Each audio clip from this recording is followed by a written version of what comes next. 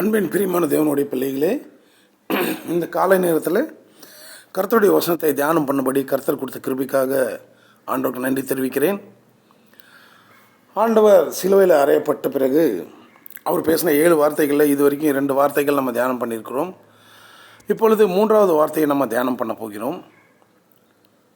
யோவான் எழுதின சுவிசேஷம் 19ஆம் அதிகாரம் 26வது வசனம் 27வது வசனம் நான் படிக்கிறேன், கேளுங்க. அப்பொழுது இயேசு தம்முடைய தாயையும் அருகே நின்று தமக்கு அன்பாயிருந்த சீஷரையும் கண்டு தம்முடைய தாயை நோக்கி, ஸ்திரீயே, இதோ உன் மகன் என்றார். பின்பு அந்த சீஷனை நோக்கி, இதோ உன் தாய் என்றார். அந்நேரம் முதல் அந்த சிஷ்யன் அவளை தன்னிடமாய் ஏற்றுக்கொண்டான். சிறிய ஜெபத்துடனே இதை நம்ம ஆரம்பிப்போம். அன்பின் தேவனை, ஜீவனுள்ள தகப்பனே, உம்முடைய பாதபடிக்கு வருகிறோம். ஆண்டவரே, இந்த காலை நேரத்தில் உம்முடைய சந்நிதியில் இதை ஜெபித்துக் கொள்வதற்கு நீர் கொடுத்த கிருபைக்காக உமக்கு நன்றி. ஜீவனுள்ள தகப்பனே, இந்த வசனத்தை தியானம் பண்ணும்போது இந்த வசனத்தை கொண்டு நீங்கள் எங்களுடனே பேசுங்க. உமது கிருபை கொடுத்து வழி நடத்துங்க. ஆண்டவரே, இத்தனை காரியங்களும் இவ்வளோ வசனங்களும் நாங்கள் கேட்குறதும் சொல்கிறதும் இதை பின்பற்றி வருகிறதும் எங்களுடைய நித்திய ஜீவனுடைய வாழ்க்கைக்காக தான். நாங்கள் நித்திய ஜீவனுக்குள்ளே பிரவேசிக்கும் படிக்கும் என்றென்றைக்கும் சந்தோஷமாக வாழக்கூடிய வாழ்க்கையில் வாழும் படிக்கும் தான் ஆண்டவரே. அதனால் ஆண்டவரே, எங்களுடைய இருதயத்தின் இருந்த நிலைமை நீர் அறிந்த தேவன் அல்லவா? அதனால் எங்களுடைய நிலைமையெல்லாம் உங்களுடைய கரங்களில் ஒப்பு கொடுக்குறோம். எங்களுடைய இருதயத்தின் நிலைமையின்படி, என்னுடைய சிந்தனையின்படி, எங்களுடைய செயல்களின்படி ஆண்டவரே எங்களை பரிசுத்தமாக நடப்பித்து ஜீவனுள்ள தேவனே எங்களை பரலோக ராஜ்யத்துக்குள்ளே ஏற்றுக்கொள்ள வேண்டும் என்று வேண்டுகொள்கிறேன். இந்த வசனத்தை தியானிக்கும் போது இதிலிருந்து நீங்கள் என்ன கற்றுக் கொடுக்க போகிறீங்க, அதுக்கு நாங்கள் எப்படி ஃபாலோ பண்ணி பின்பற்ற வேண்டும், இது எல்லாத்தையும் நீங்களே சொல்லிக் கொடுத்து வழி நடத்த வேண்டும் என்று இயேசுவின் நாமத்தில் வேண்டுகொள்கிறேன் பிதாவே, ஆமேன். பாருங்க பிரியமான தேவனுடைய பிள்ளைகளே, இயேசு ஆண்டவர் என்ன சொல்கிறாருன்னு பார்த்தோம்னா, இந்த இடத்துல சிலுவையில் அவர் சொல்கிற வார்த்தை, அப்பொழுது இயேசு தம்முடைய தாயையும் அருகே நின்று தமக்கு அன்பாக இருந்த சிஷ்யனையும் கண்டு. ஒரு விதத்தில் இந்த வசனத்தை நம்ம தியானம் பண்ணும்போது யாரெல்லாம் இயேசு ஆண்டவர்கிட்ட வராங்களோ ஒரு நாளும் அவங்கள இயேசு ஆண்டவர் தள்ளிவிட மாட்டார். ஒரு வார்த்தையில் சொல்லப்போனால் ஹி நெவர் டினைடு, ஒதுக்கி போட மாட்டார், தள்ளிவிட மாட்டார். அவர் அவங்கள கிட்ட சேர்த்துக்கொண்டு அவங்க தேவைகள் என்னன்றது அவர் நிவர்த்தி பண்ணக்கூடிய தேவன். அதாவது இந்த தாய்க்கு ஆறுதல் அளித்தார்ன்றதுக்காக நான் சொல்ல வரவில்லை. பொதுவாகவே மனிதனை அவர் மீட்டுக்கொள்ள வேண்டும், மனிதனை ரட்சிக்க வேண்டும் என்ற ஒரு நோக்கத்துடனே அவர் செய்த ஒவ்வொரு காரியமும் மனிதனுக்காக அவ்வளோ விலையேறப்பட்ட ஒரு காரியமாக இருக்கிறது. நமக்கு எல்லாருக்கும் தெரிஞ்ச விஷயம். யோவான் 3:16 அந்த வசனத்தில் ஆண்டவர் சொல்கிறார், தம்முடைய ஒரே பிரியமான குமாரன், தம்முடைய ஒரே நேசகுமாரனை இந்த உலகத்துக்கு தந்தருளி இவ்வளவாய் அன்பு கூர்ந்தார் அப்படின்னு அந்த வசனத்தில் போடப்பட்டிருக்கு. யோவான் எழுதின சுவிசேஷம் 3ஆம் அதிகாரம் 16வது வசனம் நான் படிக்கிறேன், கேளுங்க. யோவான் எழுதின சுவிசேஷம் 3ஆம் அதிகாரம் 16வது வசனம். தேவன் தம்முடைய ஒரே பேரான குமாரனை விசுவாசிக்கிறவன் எவனோ அவன் கெட்டு போகாமல் நித்திய ஜீவனை அடையும்படிக்கு அவரை தந்தருளி இவ்வளவாய் உலகத்தில் அன்பு கூர்ந்தார். பாருங்க, ஒரே பேரான குமாரனை இந்த உலகத்துக்கு தந்தார் தேவன். ஏன்னா யாரும் கெட்டு போகக்கூடாது, அவர் மேலே விசுவாசம் வைத்திருக்கிற அத்தனை பேரும் நித்திய ஜீவன் அடையும்படிக்கு. நாமெல்லாம் இந்த பைபிள் வாசிக்கிறது, வேதத்தை பின்பற்றுகிறது, இயேசாண்டவருடைய வார்த்தைகளை எல்லாம் சொன்ன வார்த்தைகள் தியானம் பண்ணி பின்பற்றுகிறது, அநேக ஊழியக்காரர்கள் பேசுகிற வார்த்தைகள் கேட்பது. ஆண்டவர் ஒவ்வொருத்தருக்கும் கொடுத்த திறமைகளை பாராட்டுவதற்கு அல்ல. இத்தனை காரியங்கள் நம்ம செய்கிறது எதுக்குன்னா, எல்லாமே பரலோக ராஜ்யத்துக்குள்ளே நித்திய ஜீவனுக்குள்ளே போகணும் என்ற ஒரு நோக்கத்துடனே தான் நம்ம எல்லோரும் இத்தனை காரியங்கள் செஞ்சுக்கிட்டு இருக்கிறோம். வேதத்தை சொல்லக்கூடிய காரியங்கள் ஆண்டவர் ஒரு சிலருக்கு கொடுத்துருக்கிறார். வேதத்தை வாசிக்கக்கூடிய காரியங்கள் ஆண்டவர் ஒரு சிலருக்கு கொடுத்துருக்கிறார். நல்லா ஜெபிக்கக்கூடிய ஜெப ஆவி ஒரு சிலர் கொடுத்துருக்கிறார். பாருங்கள், இயேசு ஆண்டவர் மரித்து உயிர் தெழுந்ததுக்கப்புறம் அவர் என்ன பண்ணியிருக்காருன்னா, பரலோகத்துக்கு போகும்போது சீஷர்கள்கிட்ட அநேக வார்த்தைகள் சொல்லி, உங்களுக்கு நான் தேற்றரவாளன் அனுப்புகிறேன், அது வரைக்கும் நீங்கள் ஒரு இடத்துல கூடியிருந்து ஜெபம் பண்ணுங்க அப்படின்னு சொல்லியிருக்கிறார். அந்த இடத்துல அவங்கெல்லாம் கூடியிருந்து ஒன்றா ஜெபம் பண்ணிக்கிட்டு இருக்கும்போது இயேசு ஆண்டவர் தேற்றரவாளனை அவங்களுக்கு கொடுக்குறார். எப்படி கொடுக்குறாருன்னு பார்த்தா, அநேக மக்களை ஆதாயப்படுத்தக்கூடிய தக்க அளவுக்கு அவர் தேற்றரவாளனை சிஷ்யர்களுக்கு கொடுக்குறார். அவங்க அந்த அளவுக்கு அந்த தேற்றரவாளனுடைய ஆதரவு பெற்றுக்கொள்கிறாங்க. அப்போஸ்தலர் எழுதின நிருபம் 2ஆம் அதிகாரம் 1 வசனத்திலிருந்து நான் படிக்கிறேன், கேளுங்க. பெந்தெகோஸ்தே என்னும் நாள் வந்தபோது அவர்கள் எல்லோரும் ஒருமனப்பட்டு ஒரு இடத்தில் வந்திருந்தார்கள். அப்பொழுது பலத்த காற்று அடிக்கிற முழக்கம் போல வானத்திலிருந்து சடிதியாய் ஒரு முழக்கம் உண்டாகி அவர்கள் உட்கார்ந்திருந்த வீடு முழுவதையும் நிரப்பிற்று.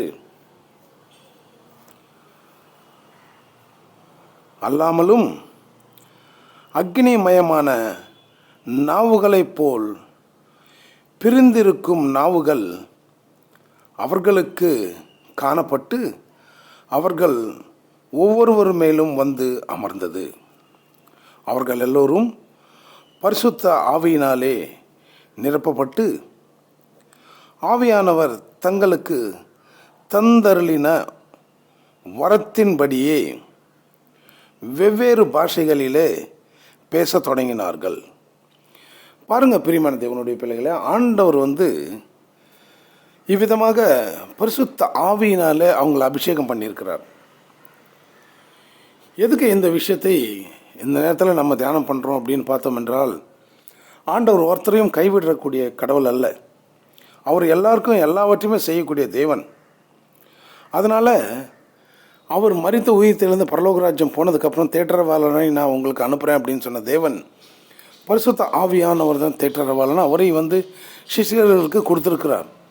அந்த இடத்துல அவங்க வெவ்வேறு பாஷைகள் பேச தொடங்கும் போது அங்கே எருசலேமில் கூடியிருந்த மக்கள் எல்லாம் நிறைய பேர் நாங்கள் என்ன செய்யணும்னு சொல்லிட்டு ஆண்டவரை பற்றி சொன்ன பிறகு மனம் திரும்பி அவங்கெல்லாம் அந்த பந்தி செய்கிற ஒரு காரியத்தில் ஒருமனப்பட்டு வீடு வீடாக ஆண்டவர் அந்த பந்தி இருந்த காரியங்களை இவங்களும் செய்து கொண்டிருந்தார்கள். அவ்விதமாக பிரியமான தேவனுடைய பிள்ளைகளே, இயேசு ஆண்டவர் மரியாளை நோக்கி இந்த இடத்துல தெள்ளந்தெளிவாக சொல்கிறார். என்ன சொல்கிறாருன்னா, அன்பாயிருந்த சிஷ்யனையும் கண்டு தம்முடைய தாயை நோக்கி, ஸ்ரீயே இதோ உன் மகன் என்றான். பாருங்க, கெத்செமனே தோட்டத்தில் ஜெபம் பண்ணும்போது மரியாள் இயேசு ஆண்டவரோட இல்லை. அதே போல் யூதாஸ் இயேசு ஆண்டவரை ஒப்பு கொடுக்கும்போது மரியாள் அந்த இடத்துல இல்லை. ஆனால் இயேசு ஆண்டவரை அவங்க பிடித்து கொண்டு கூட்டிகிட்டு போனதுக்கப்புறம் இந்த சம்பவத்தை பற்றி மரியாளுக்கு தெரிஞ்சு, ஒருவேளை எங்கிருந்தாங்களோ வீட்டில் இருந்திருக்கலாம், வெளியில் இருந்திருக்கலாம், ஓடி போய் இயேசு ஆண்டவருக்கு தீர்ப்பளிக்கக்கூடிய அந்த பிலாத்தின் வீட்டுக்கு சேர்ந்தாங்க. எல்லோரும் ஒட்டுமொத்தமாக இயேசு ஆண்டவரை சிலுவையில் அறையுங்க, சிலுவையில் அறையுங்கன்னு கத்தும்போது அந்த தாயினுடைய இருதயம் எப்படி கலங்கியிருக்குமோ. இயேசு ஆண்டவரை போலவே துன்பங்களை அனுபவித்த அடுத்த நபர் மரியாள் தான் அப்படின்னு அநேக ஊழியக்காரர்கள் சொல்கிறார்கள். எதுக்கு அப்படின்னு பார்த்தோம் என்றால், ஒரு ஃபிசிக்கலாக அவங்க சரீரத்தின் மேலே காயங்கள் படவில்லை, அவ்வளோதான். மற்றபடி எல்லா வேதனையும் மரியாள் அந்த இடத்துல அனுபவித்திருக்கிறாங்க. எதுக்காக அப்படின்னு பார்த்தோம் என்றால், பிரியமான தேவனுடைய பிள்ளைகளே, கப்ரியேல் தூதன் மரியாளை சந்தித்து பேசும்போது, உனக்கு ஒரு பாலகன் பிறப்பார், பரிசுத்தாவினாலே நீ ஒரு குழந்தை தத்தெடுப்ப, அந்த பெற்றெடுக்கிற குழந்தை மனிதர்களை தங்களுடைய பாவங்கள்லேருந்து விடுவிப்பாங்க அப்படின்னு கப்ரியேல் தூதன் தெளிவாக மரியாள் கிட்ட சொல்லியிருக்கிறாங்க. அதே போல் கனவுல இயேசுகிட்டையும் இந்த வார்த்தை சொல்லியிருக்கிறாங்க. இயேசு ஆண்டவர் பிறந்ததுக்கப்புறம் அவரை பிரதிஷ்டை பண்ணுவதற்கு ஆலயத்துக்கு கூட்டு போகும்போது, சிமியோன் என்கிற ஒரு தீர்க்கதரிசி பரிசுத்த ஆவியினாலே ஏவப்பட்டு அந்த ஆலயத்துக்கு வந்து அவரை பார்த்து அவரை பிரதிஷ்டை பண்ணதுக்கப்புறம் மரியாள் கிட்ட சொல்லக்கூடிய ஒரு வார்த்தை நான் படிக்கிறேன், கேளுங்க. லூக்கா எழுதின சுவிசேஷம் 2ஆம் அதிகாரம்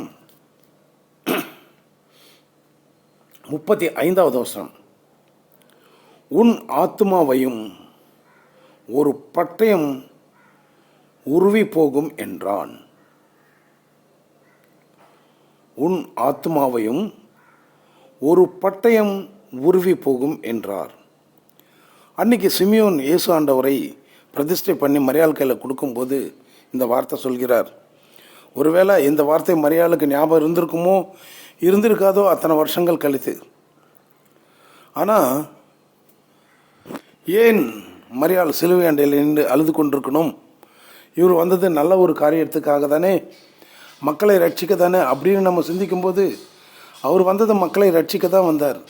சிலுவை அண்டையில் மக்களுக்கு ரட்சிப்பு கொடுக்க தான் அவர் வந்தார். ஆனால் தான் பெற்றெடுத்த முதற் பேரான குமாரன், உலகத்தின் மேலே அன்பு கூர்ந்து தேவன் எப்படி கொடுத்தாரோ அதே போல் அந்த உலகத்தின் மேலே அன்பு வைத்து அவர் சிலுவையில் எப்படி மரித்தாரோ, இந்த காரியங்கள் மரியாள் சிந்திக்கும்போது எவ்வளோ வேதனையோடு பார்த்திருப்பாள். நான் பெற்றெடுத்த குமாரன், நான் பெடுத்த என்னுடைய பிள்ளை இப்படி அடி வாங்கி இப்படி சிலுவையில் தொங்கிட்டு இருக்காரு, அவர் செய்த குற்றம் என்ன, அவர் ஏன் இப்படி அவரை வந்து சிலுவையில் அடிக்கணும் அப்படின்னு அந்த பெற்றெடுத்த தாயின் மனம் ரொம்ப ஏங்கியிருக்கும்.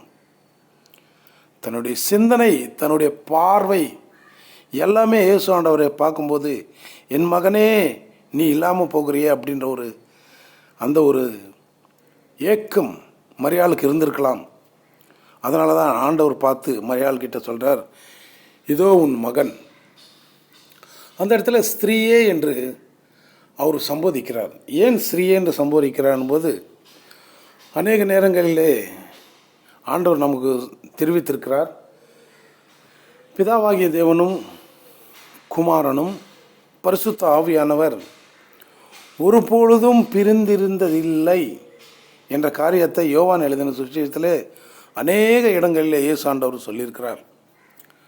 நானும் என் பிதாவும் ஒன்றாக இருக்கிறோம் அப்படின்னு சொன்ன ஆண்டவர், என்னில் பாவம் இருக்குது என்று உங்களால் யாராவது நிரூபிக்க முடியுமா அப்படின்றார். அதாவது நான் முழுமையாக பரிசுத்தவானாக இருக்கிறேன் அப்படின்னு இயேசு ஆண்டவர் சொல்கிறார். ஸோ பரிசுத்த ஆவியானவரும் இயேசு ஆண்டவரும் பிதாவானவரும் ஒன்றாக இருக்கிறதுனால தான் அவர் சிலுவையில் அறையப்பட்ட பின்பும் அவ்வளோ நேரம் அவர் உயிரோடு இருந்து அவ்வளோ காரியங்கள் செய்து முடித்தார். அந்த ஒரு காரணத்தினால தான் மரியாளை ஸ்திரீயே என்று அவர் சம்போதித்திருக்கிறார். ஒருவேளை இயேசு ஆண்டவர் மட்டும்தான் முழு சரீரத்தோட சிலுவை அறையில் பட்டிருந்தார் என்றால் அந்த இடத்துல ஒருவேளை தாயே என்று கூப்பிட்டிருக்கலாம். தன்னுடைய பெற்றெடுத்த தாயை அம்மா அப்படின்று சம்போதித்திருக்கலாம். என்னை பெற்றெடுத்த தாயே என்று கூட சம்போதித்திருக்கலாம். ஆனால் அப்படி இல்லை. அந்த இடத்துல 3 in 1, பிதாவாகிய தேவன், குமாரனாகிய தேவன், பரிசுத்த ஆவியானவர் இயேசு என்று பெயரிடப்பட்ட அந்த சரீரத்தில் இருக்கிறாங்க. அதனால தான் அவர் ஸ்திரீயே என்று மரியாளை சம்போதித்திருக்கிறார். எது எப்படி இருந்தாலும் தன்னுடைய கடமை அவர் சிலுவையில் முடித்திருக்கிறார். என்ன பண்ணார்? இந்த உலகத்தில் யாருமே இருந்து அவங்களுக்கு உதவி செய்து இருக்க முடியாதுன்ற ஒரு சூழ்நிலை வந்துவிட்டது. அதனால் இயேசு ஆண்டவர் தன்னுடைய தாயாகிய மரியாளை அவருடைய சிஷ்யனாகிய யோவான் இடத்தில் ஒப்பு கொடுக்கிறார். பாருங்கள் பிரியமான தேவனுடைய பிள்ளைகளே, நம்மளும் ஆண்டவர் இடத்துல வந்தோம் என்றால் அவர் நமக்கு என்ன பண்ணுவார்னா, நிறைய ரெஸ்பான்சிபிலிட்டிஸ் கொடுப்பார், ரொம்ப இம்பார்ட்டன்ஸ் கொடுப்பார், நமக்கு ரொம்ப முக்கியத்துவத்தை கொடுப்பார், நிறைய வல்லமை கொடுப்பார், நிறைய பொறுப்புகள் நம்ம கையில் கொடுப்பார். இந்த நாளில் ஆண்டவர் உன்னையும் என்னையும் எதிர்பார்க்கிறது எதுக்காக அப்படின்னு பார்த்தோம் என்றால், நமக்கு நிறைய பொறுப்புகள் கொடுப்பதற்கு தான் ஆண்டவர் எதிர்பார்க்கிறார். உன்னை மனிதனாக இந்த உலகத்துக்கு அவர் கொண்டு வந்து வைத்திருக்கிறாரே என்றால் காரணம் என்ன? உனக்கு அவர் அநேக ரெஸ்பான்சிபிள்ஸ், அநேக பொறுப்புகள் அவர் கொடுப்பதற்கு தான் உன்னை இந்த உலகத்துக்கு அவர் கொண்டு வந்து வைத்திருக்கிறார். பாருங்கள் பிரியமான தேவனுடைய பிள்ளைகளே, ஆண்டவர் ஒவ்வொரு மனிதனையும் இந்த உலகத்தில் கொண்டு வந்த காரணம் அவருடைய பொறுப்புகள் நம்ம கையில் கொடுத்து செய்வதற்கு தான். ஆரம்பத்தில் நான் சொன்னது போல், ஒருத்தருக்கு வேதத்தை வாசிக்க திறமை இருக்கும், ஒருத்தருக்கு வேதத்தை சொல்ல திறமை இருக்கும், ஒருத்தருக்கு ஜெபிக்க திறமை இருக்கும், ஒருத்தருக்கு ஆத்துமாக்களை ஆதாயப்படுத்தக்கூடிய திறமை இருக்கும். பலவிதமான காரியங்கள் ஆண்டவர் இந்த உலகத்தில் வைத்து போயிருக்கிறார் மனிதனுக்காக. அந்த காரியங்களை செய்து முடிப்பதற்கு தான் ஆண்டவர் ஆணாகவும் பெண்ணாகவும் உயிர் கொடுத்த மனிதர்களை இந்த உலகத்தில் உருவாக்கி கொண்டே இருக்கிறார். ஏறக்குறைய 2000 வருஷங்களாக எத்தனை பேர் ஆண்டவர் உருவாக்கினாரோ, இந்த உலகம் தோற்றம் முதல் கொண்டு ஆண்டவர் எத்தனை மக்கள் உருவாக்கினாரோ. ஏனென்றால் எல்லாருமே ஆண்டவருடைய திட்டத்தின்படி, ஆண்டவருடைய சித்தத்தின்படி செயல்பட வேண்டும் என்றது அவருடைய ஒரே விருப்பமாக இருக்கிறது. அதுக்கு தான் ஒருவனும் கெட்டு போகாமல் நித்திய ஜீவன் அடையும்படிக்கு இயேசு ஆண்டவரை உலகத்துக்கு தந்து இவ்வளவாய் அன்பு கூர்ந்தாருன்னு சொல்லப்பட்டிருக்கு.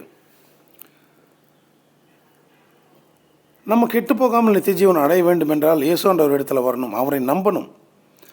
அவரை நம்பி அவர்கிட்ட வரும்போது அவருக்கு நம்ம அவருடைய தேவைகளை என்னன்றது நம்ம தெரிந்து கொண்டு நம்ம அவருடைய சித்தத்தின்படி செய்தோமே என்றால் ஆண்டவர் என்ன பண்ணுவார்னா, நம்மளுடைய தேவைகளை தீர்ப்பார், நம்மளை பார்ப்பார், நமக்கு ஒரு தேற்றரவாளனை கொடுப்பார், நமக்கு ஒரு முக்கியத்துவத்தை கொடுப்பார், அவருடைய வேலைக்காக நம்மளை பயன்படுத்தி கொள்வார், நமக்கு ரெஸ்பான்சிபிலிட்டிஸ் அதிகமாக கொடுப்பார், அவருடைய அதிகாரத்தை கொடுப்பார்.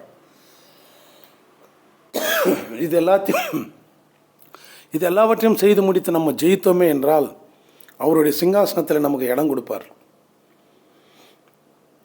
அதனால் பிரியமான தேவனுடைய பிள்ளைகளே, தேவன் எந்த மனிதனும் கெட்டுப்போவதற்கு அவர் விருப்பப்படுற தேவன் அல்ல, எல்லாரையும் ரட்சிக்க தான் இந்த உலகத்துக்கு வந்தார்.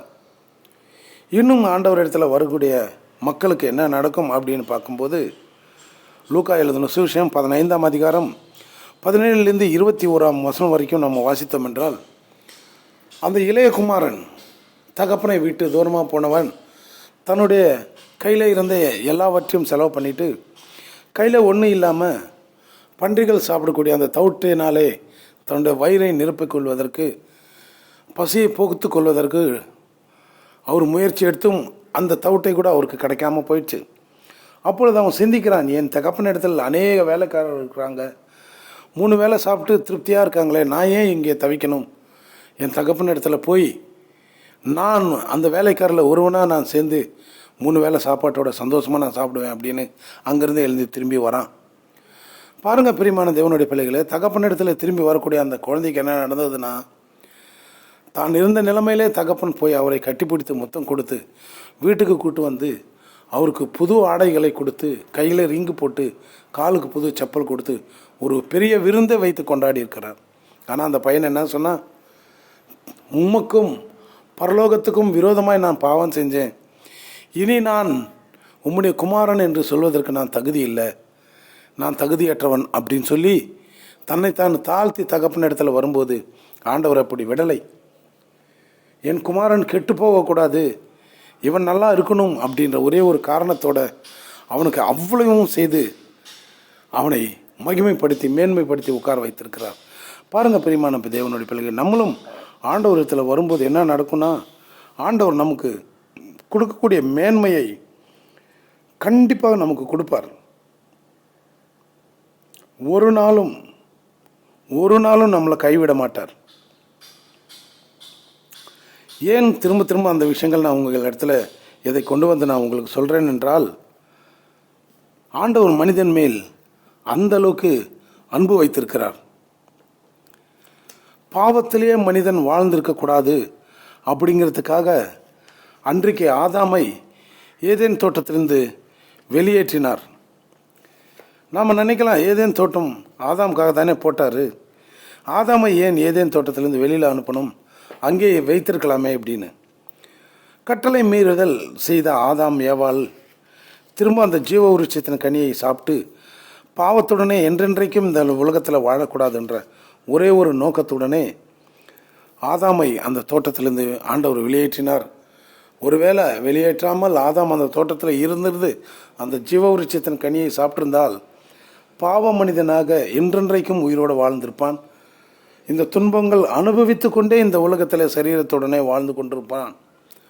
ஒருவேளை 1000 வருடங்கள் கழித்து, இல்லை 1500 வருடங்கள் கழித்து, 2000 வருடங்கள் கழித்து இந்த சரீரம் அழிந்து போகிற ஸ்டேஜில் வந்து படுத்த படுக்கையோடு இந்த சரீரத்தை, ஆதாமுடைய சரீரத்தை அந்த கட்டில் அந்த படுக்கையில் படுக்க வச்சுருந்தாங்க என்றால், உயிரிழந்து போகாமல் இந்த சரீரம் மட்டும் கொஞ்சம் கொஞ்சமாக அழிந்து போயிட்டே இருக்குமே தவிர உயிர் மட்டும் போகாது. ஒரு காலகட்டம் வந்த பிறகு என்ன ஆயிருக்கும் அப்படின்னா, பிரெயின் டெட் அப்படின்னு எப்படி ஒரு பாடியை படுக்கையில் வைத்திருப்பாங்களோ அவ்விதமாக உலகத்தில் இருக்கிற அத்தனை மனிதர்களும் உயிரோடு இருப்பாங்க. ஆனால் இறந்து போனவர்களாக அந்த பாடி படுக்க வச்சிருவாங்க. 2000 வருடங்கள் இவ்விதமான சூழ்நிலை நடந்திருந்தால் 2000 வருடங்களாக எத்தனை மக்கள் இந்த உலகத்தில் இருந்திருக்கிறாங்க, அத்தனை பேரும் நடமாட்டம் இல்லாத ஒரு ஹியூமன் பாடி, மனிதனுடைய உடல் வைத்துக்கொண்டு ஒவ்வொரு வீட்லேயும், ஒவ்வொரு இடத்துலையும், ஒவ்வொரு ஊர்லேயும் அந்த சூழ்நிலை ஏற்பட்டிருக்கும். அந்த சூழ்நிலை கண்டிப்பாக ஏற்பட்டிருக்கும்.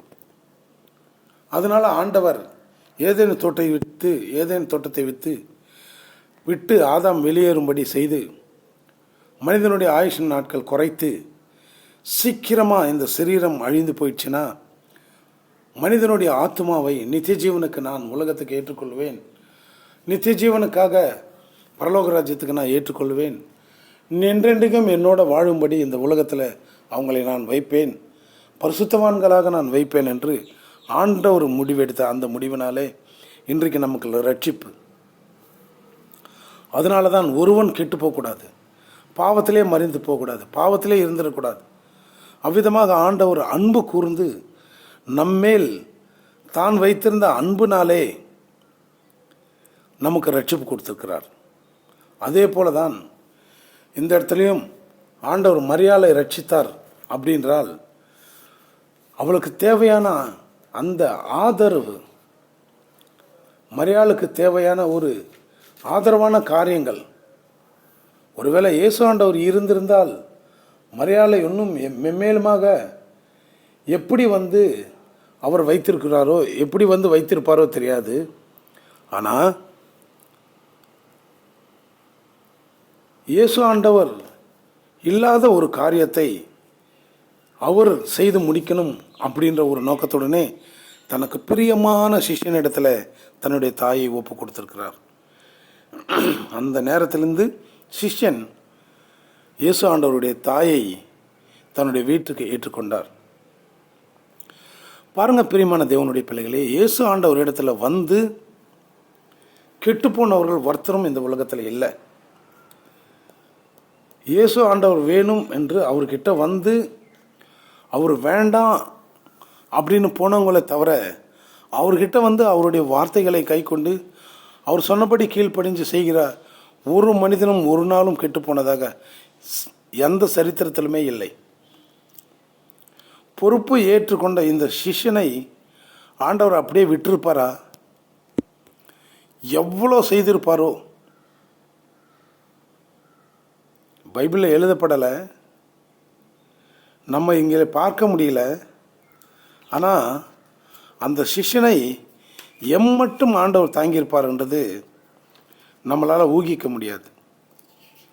ஆம் பிரியமான தேவனுடைய பிள்ளைகளே, ஆண்டவர் ஒவ்வொரு மனிதனையும் அவ்விதமாக வாழ வைக்க வேண்டும் என்று தான் அவருடைய விருப்பமாக இருக்கிறது. ஒரு சிலரெல்லாம் சொல்லுவாங்க, நான் ஏன் மனிதனாக பிறந்தேன்? ஆண்டவருடைய சித்தத்தை செய்வதற்கு தான் நம்ம மனிதர்களாக பிறந்திருக்கிறோம். மற்றபடி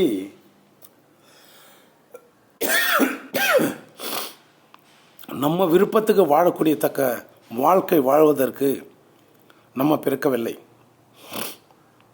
மரியாதை இடத்துல தேவதூதன் சொல்கிறார், லூக்கா 1 42 படிக்கிறேன் கேளுங்க. உரத்த சத்தமாய், ஸ்திரீகளுக்குள்ளே நீ ஆசீர்வதிக்கப்பட்டவள், உன் கர்ப்பத்தின் கனியும் ஆசீர்வதிக்கப்பட்டது. பாருங்க, மரியாள் அப்பேற்பட்ட ஒரு ஆசீர்வதிக்கப்பட்ட ஒரு பெண். அவளை பற்றி அவ்வளோ நல் விஷயங்கள் வேதத்தில் போடப்பட்டிருக்கு. அப்பேற்பட்ட தாயை இந்த உலகத்தில் வெறுமனே விடக்கூடாது அப்படின்னு ஆண்டவர் முடிவெடுத்து அந்த தாய்க்கு ஒரு ஆதரவாக தன்னுடைய சிஷ்யனை ஆண்டவர் கொடுத்திருக்கிறார். இதை பற்றி நம்ம தியானம் பண்ணிட்டு இருக்கும்போது அநேக காரியங்கள் ஆண்டவர் நமக்கு சொல்வதற்கு ஆயத்தமாக இருக்கிறார். ஆண்டவர் இடத்துல நம்ம வரும்போது ஆண்டவருக்கென்று நம்ம என்ன செய்ய வேண்டுமோ அந்த காரியங்கள் நம்ம செய்து முடித்தோம் என்றால் அவர் அநேகமான பொறுப்புகள் நமக்கு கொடுப்பார். பிரியமான தேவனுடைய பிள்ளைகளே, இந்த காலை நேரத்தில் ஆண்டவர் நம்மளோட பேசக்கூடிய காரியம் என்ன? நீ என்னிடத்தில் வருகிறாயா, நான் உனக்கு பொறுப்புகள் கொடுக்குறேன். என்னிடத்தில் வருவாயா, நான் உன்னை ஆசீர்வதிப்பேன். என்னிடத்தில் வருவாயா, நான் உனக்கு கிஃப்ட்ஸ் தருவேன். என்னிடத்தில் வருவாயா, நான் உனக்கு ரெஸ்பான்சிபிலிட்டிஸ் தருவேன். என்னிடத்தில் வருவாயா, நான் உனக்கு அதிகாரத்தை தருவேன்.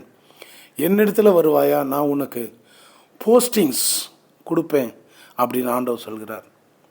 அதனால் பிரியமான தேவனுடைய பிள்ளைகளே, நாம் எல்லோரும் ஆண்டவரை நோக்கி அவருடைய பாதையில் செல்ல வேண்டும் என்று அவர் சொன்ன வார்த்தைகளுக்கு கீழ்ப்படி அவருடைய பாதையில் நம்ம பரிசுத்தமாக சென்று கொண்டே இருந்தோம் என்றால் ஒரு காலகட்டம் வரும், அழகாக அவர் அப்படியே நம்ம பரலோகத்துக்கு கூட்டிகிட்டு போயிடுவார். என்றென்றைக்கும் வாழக்கூடிய நித்திய ஜீவனை நமக்கு கொடுத்து நம்மளை ஆதரித்து ஆண்டவர் நம்மளை அன்பாக அவரோடையே வைத்து கொள்வார். இந்த உலகத்தின் வாழ்க்கை கொஞ்ச காலம்தான். இந்த உலகத்தில் வாழக்கூடிய வாழ்க்கை கொஞ்ச நேரம்தான். ஆனால் பரலோகத்தில் வாழக்கூடிய வாழ்க்கை என்றென்றைக்கும். இந்த பூமியில் அவரோடு நம்ம அரசாளும் போது இருக்கிற வாழ்க்கை என்றென்றைக்கும் வாழ்க்கை. புதிய வானத்தில் புதிய பூமியிலும் நாம் இருப்போம், அவரோடு பரலோக ராஜ்யத்திலும் நாம் இருப்போம். இவ்விதமான காரியத்துக்கு ஆண்டவர் உன்னையும் என்னையும் இந்த காலை நேரத்தில் அழைக்கிறார். நம்ம ஆயத்தமாக அவர் இடத்துல சொல்லுவோமா? அவர் சொன்ன காரியங்களெல்லாம் செய்வோமா? அவர் கொடுக்குற அவ்வளோ ஆசீர்வாதங்களையும் அதிகாரங்களையும் அவர் கொடுக்கக்கூடிய வல்லமையான காரியங்களையும் நாம் பெற்றுக்கொள்வோமா? இதற்கு நம்ம ஆயத்தமாக இருந்து ஆண்டவரிடத்தில் பெற்றுக்கொள்ள வேண்டும் என்றால் இந்த காலை நேரத்தில் இன்றைக்கே ஆண்டவருடைய பாதபடிக்கு நம்மளை நாம் அர்ப்பணித்து நம்மளை நம்ம ஒப்பு கொடுத்து ஆண்டவரிடத்தில் ஆசீர்வாதங்களை நம்ம பெற்றுக்கொள்வோம். ஜெபிப்போம். அன்பின் தேவனே, ஜீவனுள்ள தகப்பனே, மரியாளுக்கு தேவையான ஆதரவு நீங்கள் தந்தீங்க. உம்மிடத்தில் வருகிறவருக்கு நீங்கள் அதிகாரம் தரேன்னு சொல்லியிருக்கிறீங்க. உம்மிடத்தில் வருகிறவர்களை ஒரு நாளும் நீங்கள் தள்ளிவிடக்கூடிய தேவன் அல்ல. நிறைய பொறுப்புகள் கொடுப்பீங்க, நிறைய ரெஸ்பான்சிபிலிட்டிஸ் கொடுப்பீங்க ஆண்டவரே. அதற்கு தான் எங்களை இந்த உலகத்தில் படைத்திருக்கிறீர். அதை அறிந்து கொண்ட நாங்கள் உம்மிடத்தில் வாழும்படி கிருபை செய்யுங்க. எனக்கு உம்மோடு சஞ்சரித்தாராம் சாமி. அவருக்கு குடும்பம் இருந்தது, மனைவி இருந்ததுங்க, பிள்ளைகள் இருந்தாங்க. ஆனால் உம்மோடு சஞ்சரித்து கொண்டிருந்தாராம். அவ்விதமாக நாங்களும் குடும்பத்தோடு இருந்தாலும் உம்மோடு சஞ்சரித்து கொள்ளக்கூடிய பிள்ளைகளாக இருக்கும்படிக்கு நீர் எங்களை வழிநடத்த வேண்டும் என்று வேண்டிக் கொள்கிறேன். ஜீவனுள்ள தகப்பனே, அநேகம் பேருக்கு இல்லாத காரியங்களை எங்களுக்கு நீங்கள் தருகிறீங்க. அநேகம் பேருக்கு இல்லாத அந்த சந்தோஷமான விஷயங்கள் நீங்கள் எங்களுக்கு தருகிறீங்க ஆண்டவரே. அதை நாங்கள் பெற்றுக்கொண்டு சந்தோஷமாக வாழ்ந்து பரிசுத்த வழியில் வந்து பரிசுத்தமாக வாழ்ந்து பரலோகத்துக்கு வரத்தக்க கிருபை நீரே தர வேண்டும் என்று எங்களை வழிநடத்த வேண்டும் என்று இயேசுவின் நாமத்தில் வேண்டுகொள்கிறேன் ஜீவனுள்ள நல்ல பிதாவே, ஆமேன். பிரியமான தேவனுடைய பிள்ளைகளே, இந்த வசனங்கள் எல்லாருக்கும் நீங்கள் ஷேர் பண்ணுங்கள். உங்ககிட்ட நான் ரிக்வஸ்ட் பண்ணுறது எதுக்குன்னா, நம்ம மட்டும் பரலோக ராஜ்யம் போகிறதில்ல, நம்மளோடு எல்லாரும் சேர்ந்து பரலோக ராஜ்யத்துக்கு வந்தால் அது எவ்வளோ சந்தோஷமாக இருக்கும். ஆண்டவரும் அதுதான் விரும்புகிறார். அதனால் இந்த வசனங்கள் நன்றாக கேளுங்க, எல்லாருக்கும் ஷேர் பண்ணுங்கள். ஆண்டவர் நம்மளை ஆசீர்வதிப்பாராக.